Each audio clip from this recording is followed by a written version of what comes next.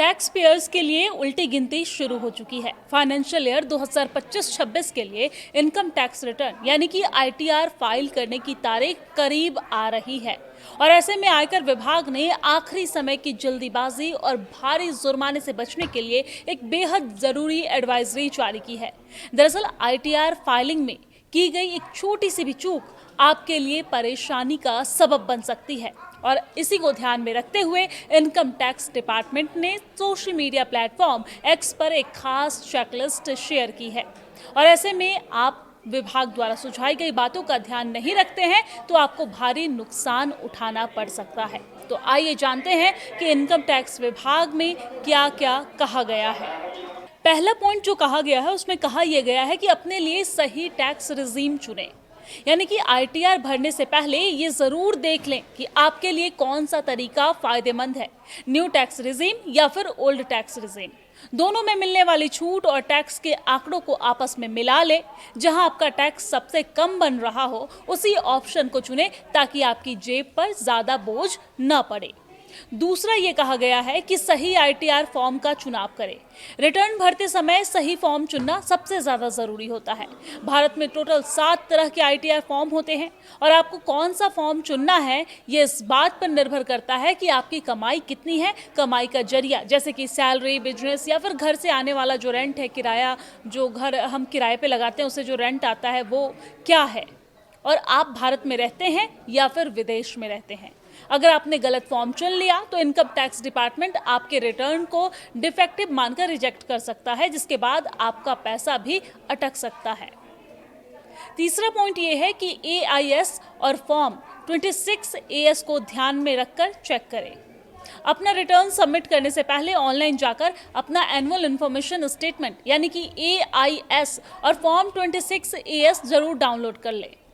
इसमें आपकी कमाई और कटे हुए टैक्स यानी कि टीडीएस की पूरी जानकारी होती है। इसे आप अच्छे से मैच करें और अगर दोनों में कोई अंतर हो तो तुरंत पहले उसे ठीक करें। चौथा पॉइंट ये कहा गया है कि पहले से सारे डॉक्यूमेंट तैयार रखें। रिटर्न फाइल करते समय ये बहुत ज़्यादा ज़रूरी होता है कि आपके पास सभी ज़रूरी डॉक्यूमेंट्स पहले से मौजूद हो। आपके पास कंपनी से मिला फॉर्म 16, बैंक का स्टेटमेंट, बैंक या पोस्ट ऑफिस से मिला ब्याज का सर्टिफिकेट यानी कि इंटरेस्ट सर्टिफिकेट और टैक्स छूट के लिए किए गए इन्वेस्टमेंट के प्रूफ भी होने चाहिए। किसी भी एक डॉक्यूमेंट के ना होने पर आपको नुकसान हो सकता है, तो ये सारे डॉक्यूमेंट्स एक बार इकट्ठा कर ले, फिर आप आईटीआर फाइल करें। पांचवा पॉइंट ये है कि पहले से भरी हुई जानकारियों को अच्छे से चेक कर लें, क्योंकि आजकल इनकम टैक्स के फॉर्म में कई जानकारियां पहले से भरी हुई आती है, लेकिन आंख बंद करके इन पर भरोसा मत करें। एक बार अपने फॉर्म को पढ़ ले, शुरू से लेकर लास्ट तक जो जानकारियां भरी हुई है उसे भी चेक कर ले। फॉर्म में अपना नाम, PAN, Aadhaar number, bank account, email ID और मोबाइल नंबर को एक बार खुद से रीवेरीफाई कर ले। साथ ही ये भी ध्यान में रखें कि आपका आधार और पैन कार्ड आपस में लिंक है या फिर नहीं है। और छठा पॉइंट ये है कि टैक्स छूट का दावा सही करें। अगर आप ओल्ड टैक्स रिजीम चुन रहे हैं और किसी भी सरकारी स्कीम या इन्वेस्टमेंट पर टैक्स छूट का दावा कर रहे हैं तो अमाउंट बिल्कुल सही भरें।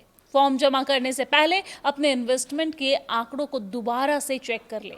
गलत जानकारी देने पर आपके टैक्स का नया नोटिस आपको मिल सकता है या फिर रिफंड आपका अटक सकता है। और सातवां पॉइंट ये है कि ज़्यादा रिफंड के चक्कर में गलत जानकारी ना दें, क्योंकि कई लोग ज़्यादा रिफंड पाने के चक्कर में अपनी कमाई छुपा लेते हैं या झूठी टैक्स छूट दिखा देते हैं। याद रखिए, ऐसा करना पूरी तरीके से गैर कानूनी है।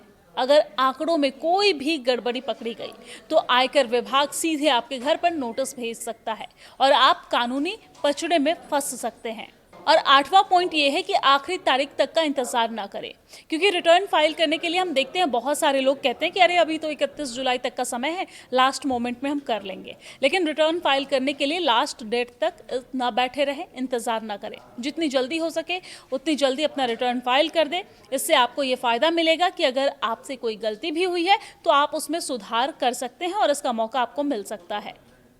और लास्ट मोमेंट पे बहुत सारे लोग उस भीड़ में अटकते हैं, वेबसाइट कई बार नहीं चलता है, तो इससे भी लोगों को काफ़ी परेशानियों का सामना करना पड़ता है।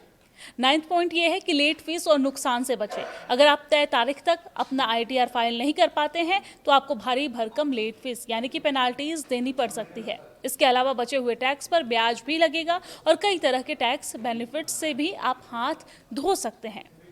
और 10वां पॉइंट ये है कि रिटर्न भरने के बाद ई वेरिफिकेशन का जरूर ध्यान रखें।